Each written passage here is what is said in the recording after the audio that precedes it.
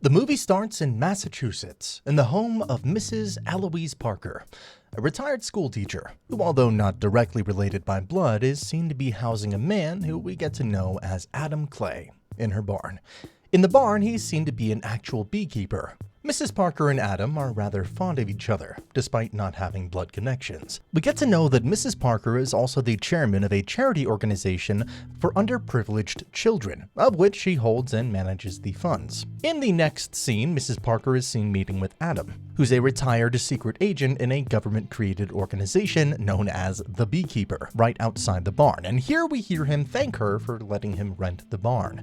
Mr. Adams sees her like a mother, despite being the best agent while in service at the organization which is known to handle cases outside of law enforcement. We see Mrs. Parker in the comfort of her house, using her laptop, which she notices to be showing signs of a virus attack due to the information displayed on her screen. This, unknown to her, is the start of an actual incoming virus infection, which she activates in a fit of panic by calling the number that appeared together with the information on her screen. This number leads her to a supposed antivirus company, where she ends up questioning the manager on why her laptop has a virus when she has an antivirus subscription. The manager begins to apologize to her and claims that the system is having problems and offers to compensate her because her files will be deleted. He informs her that he'll give her money and goes on to ask for her account details. True to his word, she receives a $50,000 credit from the manager, who we get to know as Mickey Garnett.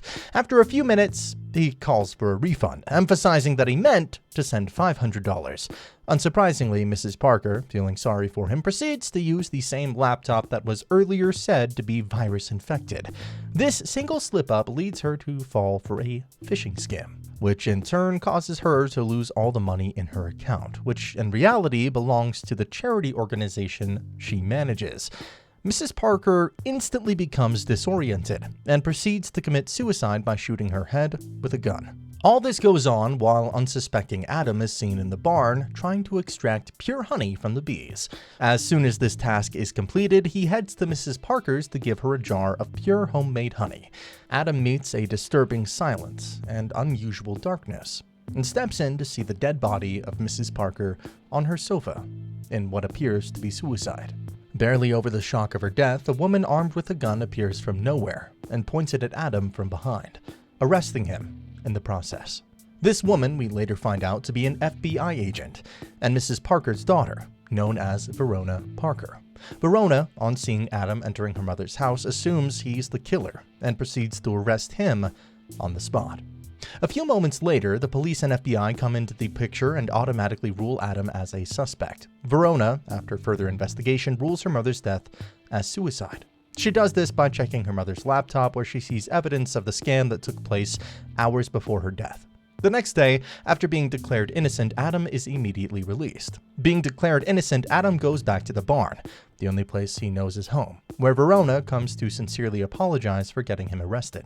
She goes on to tell him about the scammers who caused Mrs. Parker's death, and how they've been on the FBI's radar for a while, but no action could be taken due to the lack of approval by the FBI director. This revelation leaves Adam stunned for a while, before he gives an apology to Verona for the death of her mother. Right after this conversation, Adam is seen contacting an ex-co-worker from the Beekeepers, with the sole intention of finding the antivirus company that scammed Mrs. Parker, and exterminating them alone. He retrieves the address of the scamming agency from his ex-co-worker and goes there with 2 jerry cans of gasoline. He proceeds to paralyze the 2 guards at the entrance who tried to stop him before casually walking inside. There, Adam beats a worker, scaring the other workers with a warning to stop scamming. Then he proceeds to pour gasoline in the office while also warning them to leave, to avoid dying. Stupidly. At that instant, he comes in contact with Garnett, the manager of the company, alongside his bodyguards.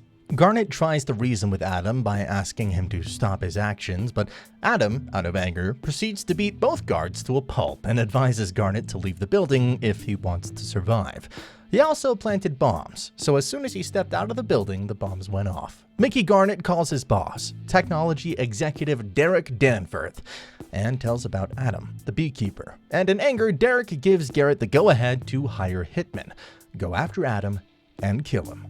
An unsuspecting Adam is seen tending to his bees in the fields, and as soon as he leaves, Garnet, together with the hitmen, proceeds to destroy Adam's beehive by shooting sporadically. Garnet follows Adam's car in a bid to kill him, but unknown to him, he's sighted by Adam, and intentionally led to the beekeeping warehouse. At the warehouse, Adam, who's well prepared, is being attacked by Garnet and his hitmen.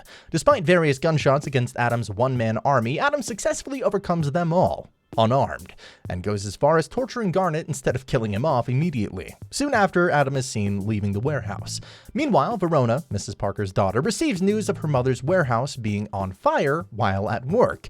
She rushes off with the FBI, and as soon as she gets there, she's greeted with the sight of the burnt hitmen's bodies all over. This is before she stumbles on an ID card, which turns out to be Garnet's, who she recognizes as the leader of the scammers' organization. She assumes that Garnet and his men caused the fire. Not being able to wrap her head around the reason why they should be involved directly in the fire, her mind goes to Adam, who is supposed to be alone at the warehouse, and she somehow pieces together that all of this has something to do with him. Garnet, who manages to escape from the burning warehouse, calls his boss, Derek. On the call, he narrates his encounter with Adam and how he's too strong to be dealt with by them. This makes Derek furious, and he orders Garnet to find out who Adam really is. It turns out that Adam was not far off, as he had silently followed behind Garnet's car to beat Garnet. He proceeds to tie Garnet, attach him to his truck, set the car in drive, and let it roll into the sea. All this while Derek is still on the line and hears everything. This includes Adam's warning of the next target, which was going to be him. Well, that being Derek. At the FBI field office in Boston, Verona is seen gathering data on the real identity of Adam. But after searching for a while, she still doesn't see anything on him. Shortly after, she discovers that the FBI found Garnet's body tied to Adam's car. This discovery brings Verona to the conclusion that Adam is connected to everything, without a doubt. The next scene gives us a bigger picture as to why the FBI was never able to fully go after the phishing antivirus company.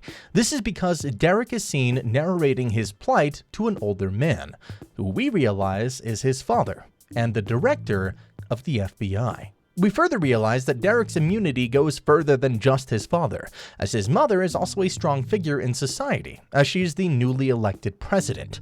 In a show of concern for her son, President Jessica Danforth, Derek's mother, gets on a call with her husband to inquire about the well-being of her son, where the FBI director proceeds to tell her about the issue with Adam, the beekeeper. He proceeds to provide security to the best of his ability for his son, as requested by the mother. With the zeal to know more about his enemy, Derek's father proceeds to call the Beekeeper's chief agent, Janet Howard, to inquire about Adam.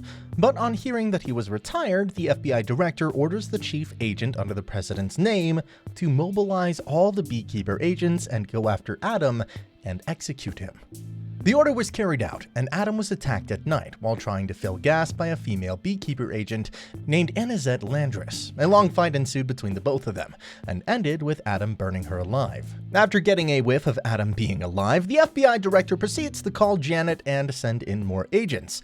But she tells him that all the beekeeper agents, out of fear due to their knowledge of Adam's prowess, have decided to take a neutral stand. On hearing this, the FBI director decides to hire some ex-Special Forces mercenaries to kill Adam, ordering them to secure the inside of the 9-star building while he proceeds to leave the FBI and SWAT officials outside around the perimeter. While Adam, on the other hand, goes to the house of Annazette, where he uses her computer to track Derek as well as his father's location, and not long after, he gets what he's looking for. Adam follows the location to Derek's trading company, which turns out to be another scamming agency, where he proceeds to successfully defeat the guards and agents in front, before infiltrating the building. Going into the building, Adam encounters and fights off a lot of agents, including the mercenaries. After a very long, hard fight, Adam manages to defeat them with his great martial arts skills. As soon as it's over, Adam meets the manager of Derek's business, and after torturing him, he manages to get the information about Derek and his father's location. Getting the information he needs, Adam is caught in a mix as the FBI, led by Verona, comes to the building with the intent of arresting him, but he manages to escape them. The scene then shifts to Derek and his father at the president's house, where the director gets information that Derek managed to beat his mercenaries to death. He orders his son not to go anywhere and orders the agents to protect his son at all costs. At this point, we see Verona having a meeting with her fellow agents where she proceeds to inform them of Adam's role in the chaos of the past few days, knowing his motive is revenge for her mother's death, and the fact that the online fraud company belongs to Derek. Knowing his position, she sides with Adam.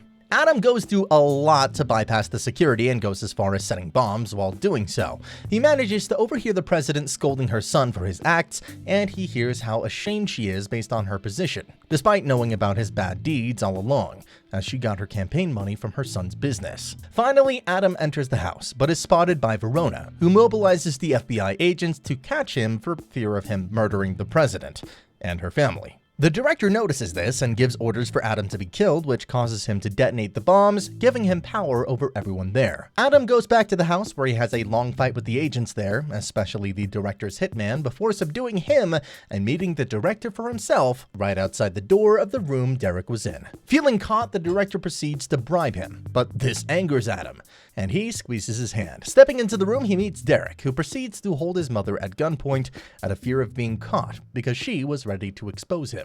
Adam eventually shoots Derek and escapes through the window to the beach, where he escapes with scuba gear, carefully hidden by him initially. It's safe to say that Verona let him escape, based on the question he asked her before shooting Derek on whether she was working for the corrupt government or for justice.